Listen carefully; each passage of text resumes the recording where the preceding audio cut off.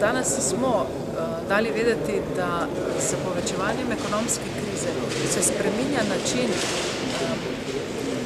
uporabe prostega časa v Sloveniji. Zelo očitno je, da ljudje, ki ne morejo več izrabiti svojih dopustov na tujih ali mora biti bolje plačanih ali pa dražjih oblikah uporabe prostega časa, vse več tega svojega časa uporabijo v domačih gorah. Vanje prihajajo slabše opremljeni, slabše usposobljeni. In ta trend, to psihologijo ljudi, ki se obračajo iz turizma v tujini, v turizem doma in predvsem v turizem v gore, bi morali proučiti ljudje, ki se pri nas ukvarjajo z turistično dejavnostjo. In potem bi šele ta usklajenost načrtovanja filozofije turizma in pa naših reševalnih dejavnosti, potem bi šele nam se zvolje to pomagalo k bolj realni oceni, koliko v resnici potrebujemo in časa, in poletov, in denarja za gorsko reševanje. Ko gre za uporabo vojaških helikopterjev, potem je minister za obrambo dolžan odobriti vsako aktivnost. Ta proces poteka zelo hitro.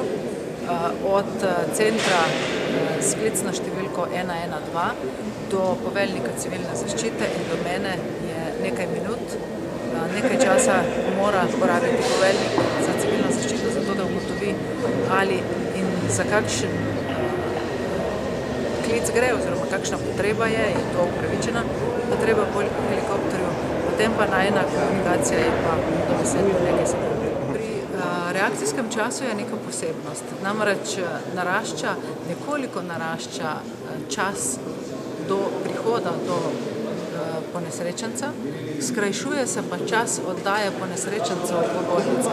To v bistvu pomeni, da vendar govorimo o nekih povprečnih statistikah, ki niso najbolj priročne za ta namen. To v bistvu pomeni, da vse težje prihajamo do ponesrečencev, toda ko pridemo do njih, potem jih bistveno hitreje kot v preteklosti dostavimo v ustrezne bolnice.